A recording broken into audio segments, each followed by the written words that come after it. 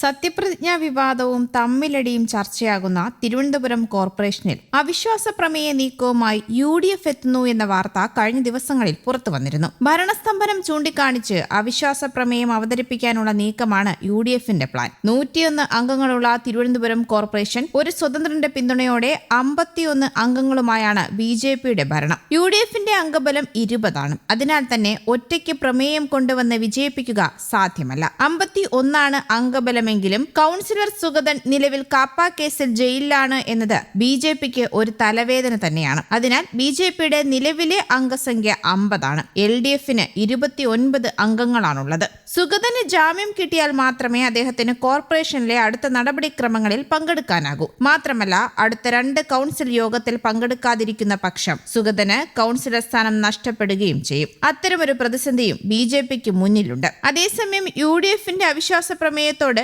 LDFന്റെ നിലപാട് എന്തായിരിക്കുമെന്നതും ശ്രദ്ധേയമാണ്. അവിശ്വാസ പ്രമേയത്തെ പിന്തുണയ്ക്കാനുള്ള സാധ്യത നന്നേ കുറവാണെന്നാണ് വിലയിരുത്തപ്പെടുന്നത്. അതേസമയം UDFന്റെ അവിശ്വാസ പ്രമേയത്തോട് LDFന്റെ നിലപാട് എന്തായിരിക്കുമെന്നതും ശ്രദ്ധേയമാണ്. അവിശ്വാസ പ്രമേയത്തെ പിന്തുണയ്ക്കാനുള്ള സാധ്യത നന്നേ കുറവാണെന്നാണ് വിലയിരുത്തപ്പെടുന്നത്. എന്നാൽ കോർപ്പറേഷനിൽ അവിശ്വാസ പ്രമേയം അവതരിപ്പിക്കുന്നതിൽ അനിശ്ചിതത്വം നിലനിൽക്കുന്നതായാണ് ഇപ്പോൾ പുറത്തുവരുന്ന വാർത്തകൾ. അവിശ്വാസ പ്രമേയം അവതരിപ്പിക്കുന്നതിന് സാങ്കേതിക നിയമ പ്രശ്നങ്ങൾ ഏറെയാണ്. മൊത്തം അംഗങ്ങളിൽ 1/3 പ്രമേയത്തിലും 101 അംഗ കോർപ്പറേഷനിൽ 34 പേരും ഒപ്പിടണം. കോൺഗ്രസിനും CPMനും ഒറ്റയ്ക്ക് പ്രമേയം കൊണ്ടുവരാനാകില്ല. എന്നാൽ ഇരു പാർട്ടികളും തമ്മിൽ ഒരുമിച്ച് ചേർന്ന് പ്രമേയം കൊണ്ടുവരുന്നതിൽ ധാരണയായതുമില്ല എന്നതാണ് മറ്റൊരു കാര്യം. ഭാവിയിൽ ഇത് രാഷ്ട്രീയ തിരിച്ചടി ഉണ്ടാക്കുമെന്നാണ് ഇരുപക്ഷത്തിന്റെയും ആശങ്ക. പ്രമേയം അവതരിപ്പിക്കണമെങ്കിൽ കൗൺസിലിന്റെ പകുതിയിലധികം അംഗങ്ങൾ ഹാജരാകണം. അതായത് 51 പേരെങ്കിലും ഹാജരാകണം. കോൺഗ്രസിനും CPMനും കൂടിയുള്ളത് 49 അംഗങ്ങൾ. കൂടെ ഒരു സ്വതന്ത്രന് മാത്രമാണുള്ളത്. ഭരണപക്ഷത്ത് സുഗതനില്ലാതെ 50 പേർ. സ്വതന്ത്രൻ രാധാകൃഷ്ണൻ ഉൾപ്പെടെ കൗൺസിലിൽ നിന്ന് വിട്ടുനിൽക്കാൻ BJP തീരുമാനിച്ചാൽ കോറം തികയില്ല. പ്രമേയം പാസ്സാകണമെങ്കിലും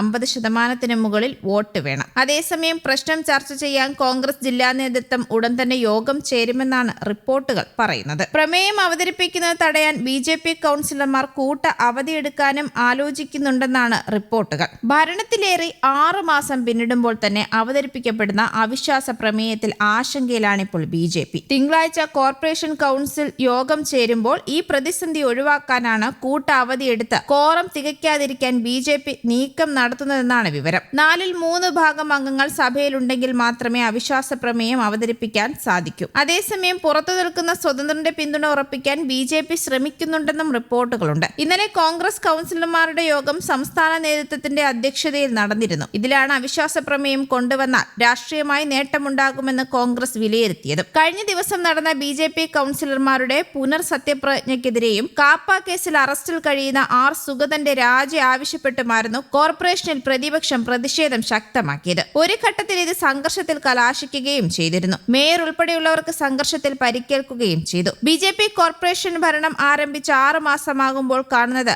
ഭരണസമ്പന്നവും കെടുകാര്യസ്ഥതയും മാത്രമാണെന്നും പ്രതിപക്ഷം രൂക്ഷമായി ആരോപിക്കുന്നുമുണ്ട്. BJP കൗൺസിലർ സുഗതൻ ഉൾപ്പെടെയുള്ള 20 കൗൺസിലർമാരുടെ ആദ്യ സത്യപ്രതിജ്ഞയാണ് നേരത്തെ ഹൈക്കോടതി മരവിപ്പിച്ചത്. പ്രത്യേക ദൈവങ്ങളുടെ പേരിലും ബലിദാനികളുടെ പേരിലും സത്യപ്രതിജ്ഞ ചെയ്തതിനാലാണ് നടപടി. ഇതിന് പിന്നാലെ R സുഗതൻ ഒഴികെയുള്ള 19 BJP കൗൺസിലർമാർ സത്യപ്രതിജ്ഞ വീണ്ടും ചെയ്യുകയായിരുന്നു. കാപ്പ കേസിൽ ഉൾപ്പെട്ട് ജയിൽ കഴിയുന്ന സുഗതന്റെ സത്യപ്രതിജ്ഞ നടത്താതിരുന്നതിൽ LDF വിമർശനം ഉന്നയിക്കുകയും ചെയ്തു. കഴിഞ്ഞ ദിവസം നടന്ന സത്യപ്രതിജ്ഞാ ചടങ്ങ് നിയമവിരുദ്ധമാണെന്നും സത്യപ്രതിജ്ഞ അസാധുവാക്കണമെന്നും കാണിച്ച് LDF പാർലമെന്ററി പാർട്ടി നേതാവ് SP ദീപക് തദ്ദേശ വകുപ്പ് പ്രിൻസിപ്പൽ സെക്രട്ടറിക്ക് പരാതി നൽകുകയും ചെയ്തിരുന്നു. ഇതിനെ തുടർന്ന് നഗരസഭയിൽ LDF പ്രതിഷേധം നടത്തി വരികയായിരുന്നു. സമരത്തിനിടയിൽ BJP LDF കൗൺസിലർമാർ തമ്മിൽ സംഘർഷമുണ്ടായതും മേയർ VV രാജേഷ് അടക്കം ഭരണ പ്രതിപക്ഷ കൗൺസിലർമാർക്ക് പരിക്കേറ്റതും സ്ഥിതിഗതികൾ കൂടുതൽ വഷളാക്കുകയാണ് ചെയ്തത്. ഇതിന് പിന്നാലെയാണ് ഭരണ പ്രതിസന്ധി ചൂണ്ടിക്കാട്ടി അവിശ്വാസ പ്രമേയത്തിന് UDF നീക്കം നടക്കുന്നതും. അതിനാൽ തലസ്ഥാന ഭരണം ഇനി എന്താകുമെന്ന് കാത്തിരുന്ന് കാണേണ്ടി വരും. News desk